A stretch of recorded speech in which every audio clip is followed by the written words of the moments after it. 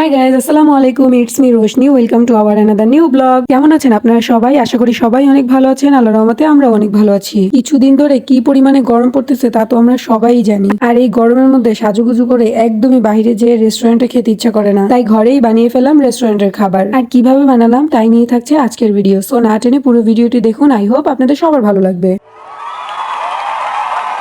আজকে আমি ঘরে বসে রেস্টুরেন্টের মতো chicken cheesy white sauce pasta তৈরি করব।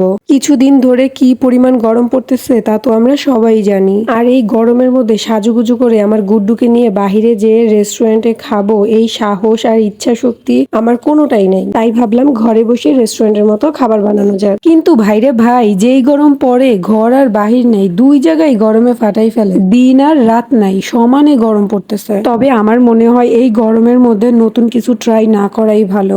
যতটুকু প্রয়োজন ততটুকু কাজ করাই ভালো। একান্তই সংসারের যেই কাজগুলো না করলেই না, শুধু সেই কাজগুলোই করা উচিত। কারণ এই গরমের মধ্যে অতিরিক্ত কাজ অথবা বাড়তি কাজ করতে গেলেই মানুষ অসুস্থ হয়ে পড়তে পারে। এই রান্নাটা করতে গিয়ে আমার খুবই কষ্ট হয়েছে, কিন্তু কি বা করার, বাইরেও যাইতে ইচ্ছা করতেছে না, কিন্তু ঘরে বসে আবার খাইতেও ইচ্ছা করতেছে।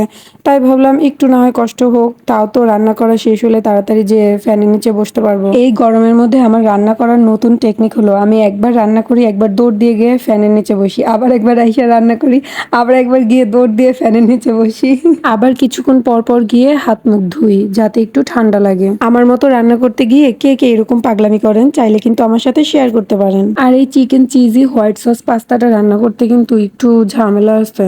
একটু না, বলতে গেলে একটু বেশি ঝামেলা হয়, কারণ এটা রান্না করতে গেলে অনেক কিছু লাগে আর স্টেপ বাই স্টেপ রান্না করতে হয়, যার কারণে আমার মনে হয় ঝামেলাটাও একটু বেশি হয়। তারপর আবার গরম, এই গরমের জন্য আরো বেশি ঝামেলা মনে হয়েছে। এই যে দেখেন, বলছিলাম না আমি এটা রান্না করতে একটু ঝামেলা, কারণ এটা রান্না করতে হয় স্টেপ বাই স্টেপ। কারণ দেখেন, আমি কিন্তু অলরেডি একবার পাস্তা সিদ্ধ করে নিছি, তারপর আবার চিকেনটাকে ক্যাপসিকাম দিয়ে ফ্রাই করে নিলাম, এখন আবার চিজ দিয়ে হোয়াইট সসটাকে রেডি করে নিতে হচ্ছে, দেন হচ্ছে ফাইনাল রান্না। তবে রান্না করতে কষ্ট হইলে কি হবে, খেতে কিন্তু খুবই মজা হয়েছে। জাস্ট ওয়াও, চিজ দেওয়ার পরে হোয়াইট সসটাকে কি ইয়ামি লাগতেছে, জাস্ট দেখেন। সিরিয়াসলি খাবারগুলো খেতে যদি এত মজার না হইতো তাহলে মানুষ এত কষ্ট করে রান্না করতো না। আসলেও সারা দিন এত কষ্ট করে এত ধৈর্য ধরে রান্না করার পরে যখন এই মজার খাবারগুলো মানুষ খায়, তখন সারাদিনের কষ্টের কথা এমনি ভুলে যায়। কথা বলতে বলতে কিন্তু এর মধ্যে রেডি হয়ে গেছে আমার chicken cheesy white sauce pasta.